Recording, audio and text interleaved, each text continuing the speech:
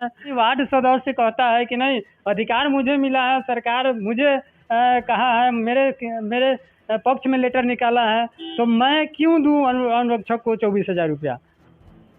देखिए, सरकार ने नल जल चलाने वाले के लिए 1153 लेटर निर्गत किए हुए था, और उस लेटर में के हिसाब से ग्राम सभा लगाकर नल जल चलाने के लिए अनुरक्षक को चयन किया गया।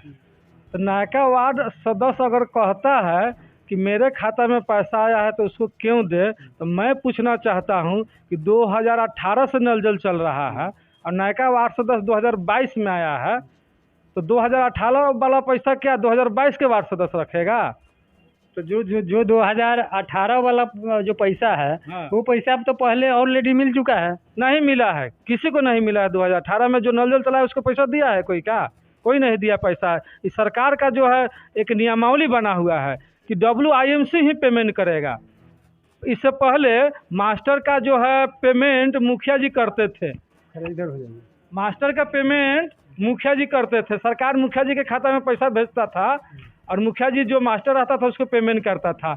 इस समय जो है वार्ड सदस्यों को सरकार अधिकार दिया है, पावर दिया है वार्ड सदस्यों के कि आप अनुरक्षक के मालिक है, और जो नल जल चलाने वाला अनुरक्षक है उसको वार्ड सदस्य पेमेंट करेगा। इसके लिए सरकार वार्ड सदस्यों का जो WIMC का जो गठन किया है उसमें पैसा डालता है सरकार। तो पूरे बिहार में 90% नल जल बंद है। हाँ। सरकार क्यों पैसा दे? हाँ। और अनुरक्षक वो नया वार्ड सदस्य क्यों पैसा दे? क्योंकि 90% नल जल बंद है। तो नल जल बंद है तो पैसा वार्ड सदस्य के खाता में है, पैसा भेज दिया है तो खाता में रखना ना चाहिए वार्ड सदस्य को।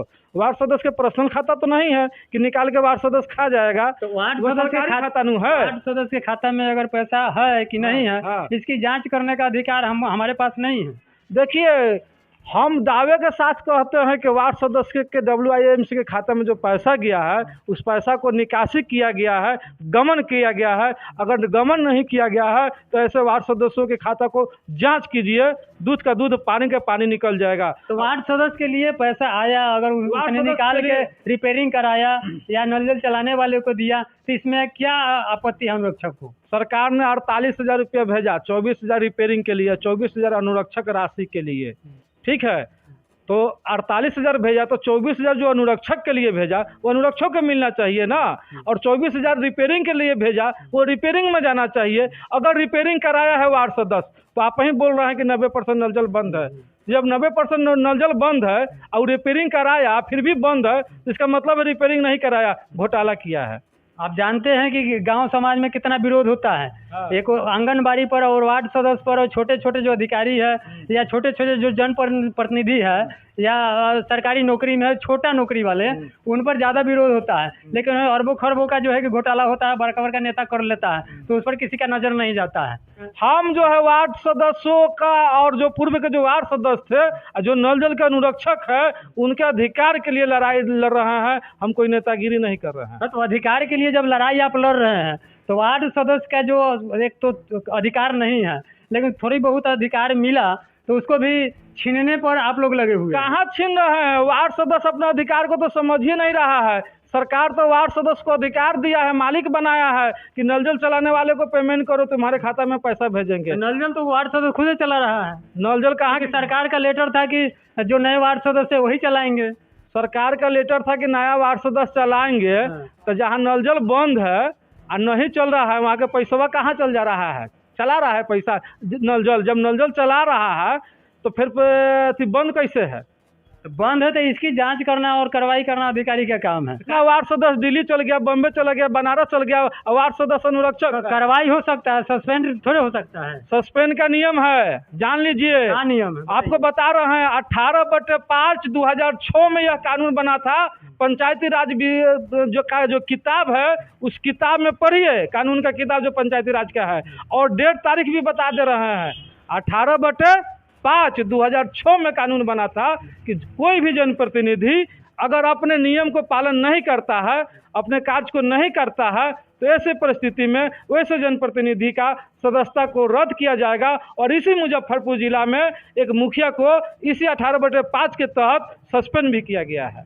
अभी आप लोग BDO साहब से मिले हैं। हाँ। क्या कुछ कहें BDO साहब? BDO साहब तो यही कहे हैं कि वीडियो साहब से हम लोग सवाल किए हैं कि हम लोग को जो वार्ड सदस्य पूर्व में थे और आज तक एक पैसा भाता नहीं दिया गया है, तो आखिर भाता क्यों नहीं दिया गया?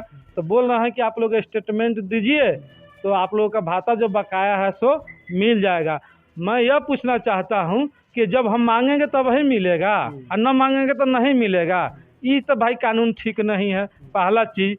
दूसरा चीज़ कि नल जल हम लोग बना दिए, नल जल का एमबी बन गया, नल जल का सुचारू रूप से चालू हो गया, और जो एमबी बनने के बाद जो पैसा बच गया वो भी पैसा नहीं मिला। इसका भी 5 साल बीत गया और इसके लिए हम लोगों को ब्लॉक के चक्कर लगाना पड़ेगा।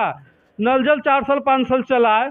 हाँ, आपको पहले भी बताए हैं कि 2018 से लोग नल जल को चला रहा है और सरकार जो लगातार रुपया भेज रहा है और आज तक एक पैसा नहीं दिया गया। और सरकार कहता है कि नल जल को चलाइए, नल जल को चलाइए, तो नल जल चलाएगा उसको पैसा नहीं दीजिएगा। कमाए धोती वाला, कमाए लंगौटी वाला, खाए धोती वाला, हाँ, सारा का सारा पैसा घोटाला कर रहा है इंजीनियर, मुखिया, वार्ड सब मिल करके। अभी आप कहें कि वीडियो साहब कहें कि बैंक का स्टेटमेंट दीजिए, आपको लगता है कि बैंक वाला आसानी से वार्ड सदस्य को स्टेटमेंट दे देंगे? क्यों नहीं देंगे? हम तो लेकर के स्टेटमेंट आए हैं, वीडियो साहब को बताए हैं।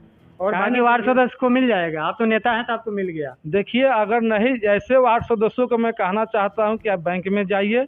अगर आपको स्टेटमेंट नहीं मिलता है तो आप पंचायत सचिव से संपर्क कीजिए, और उससे नहीं होता है तो वीडियो साहब से फ़ोन करवाइए। बैंक में आपके नेता है, विधायक है, मुखिया है, बहुत सारी उपाय है, सुविधा है। कोशिश करने वाले की कभी हार नहीं होती है। तो कहीं ना कहीं जागरूकता की कमी है और जागरूकता हर लोगों में आना चाहिए। और अगर आपको आपका काम पंचायत में नहीं होता है तो आपके ऊपर अन्य पदाधिकारी है, वहाँ आप फ़ोन कर सकते हैं, वहाँ जा कर के मिल सकते हैं और अपनी परेशानी को बता सकते हैं। फिलहाल आप देख रहे थे लाइव इंडिया और हमारे साथ थे चुमन जी। मैं हूँ राजेश कुमार, धन्यवाद।